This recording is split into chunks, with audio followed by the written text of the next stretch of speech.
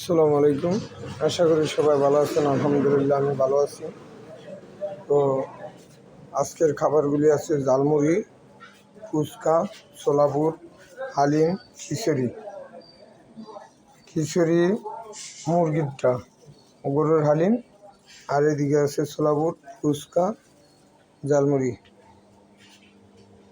আর এখানে দাম রেট দেওয়া আছে, এই জায়গায় দাম রেট দেওয়া আছে। এই দাম রেটটা আল্লাহ যদি হায়াতে বাঁচিয়ে রাখে তো 30 সালের লাস্ট পর্যন্ত এই দামই থাকবে, এতে বাড়বেও না কমবেও না।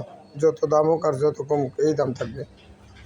আর এখানে আসলে বিভিন্ন ধরনের আইটেমের মালামাল কিনতে পারবেন আলমের দোকানে।